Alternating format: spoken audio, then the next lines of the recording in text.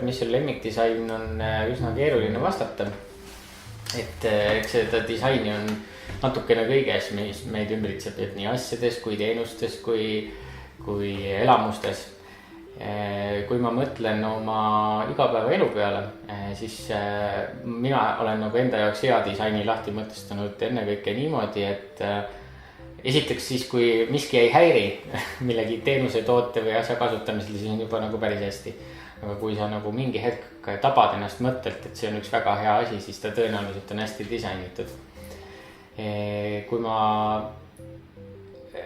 mõtlen jah nii-öelda oma nende igapäeva asjade peale, siis näiteks üks asi, mis mulle erakordselt meeldib, eriti siin Eestis, on mõningad e-teenused. Nad ei pruugi olla maailma kõige ilusamad või nad ei pruugi olla nagu alati võib-olla siis kasutaja mugavuse mõttes nagu tipp, aga nad oma olemuselt on suurepärased teenused disaini mõttes. Ja minu absoluutne lemmik on kindlasti mobiil-ID, mis on teinud nagu asjaajamise tohutult palju lihtsamaks. Ja teine asi, mida ma pean väga heaks disainiks teenuse kui sellisena, ma ei räägi võib-olla konkreetselt sellest veebikeskkonnast, kus see kõik toimub, on see, et mul on võimalik deklareerida makse online'is, ehk siis e-maksuamet.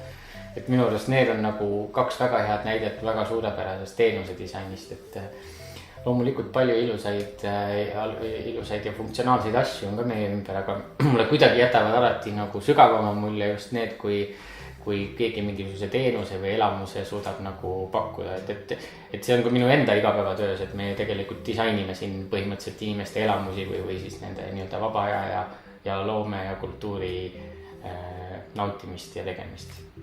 Kas või näiteks siin samas Telliskivi loomelinnakus töötades, korraldades iga natukese aja tagant mõnda üritust või festivali, et see sama mobiil-ID, mida ma pean väga hästi disainitud teenuseks riigi poolt, et tegelikult teeb minu elu väga palju lihtsamaks. Kas või näiteks selline näide, kui ma korraldan festivali ja siis suure ürituse puhul tuleb taotleda linnalt avaliku ürituse luba, selleks tuleb esitada hunnik dokumente.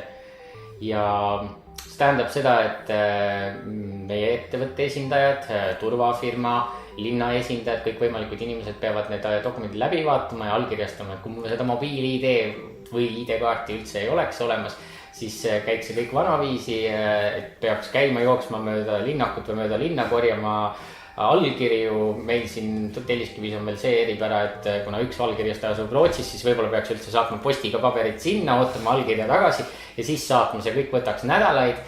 Samas kui tänu sellele digitaalsele allkirjastamisele ja sellele, et ka meie on olemas e-residentsus näiteks, et siis tõepoolest me saame need allkirjad siin kätte mõne minutiga ja siis ma saan oma avaldused saata teele, linn saab need kiiremini menetleda ja üritused saavad niimoodi kiiremini ja mugavini valmis korraldatud, et siis saaks nagu reaalselt tegeleda juba nende läbiviimisel.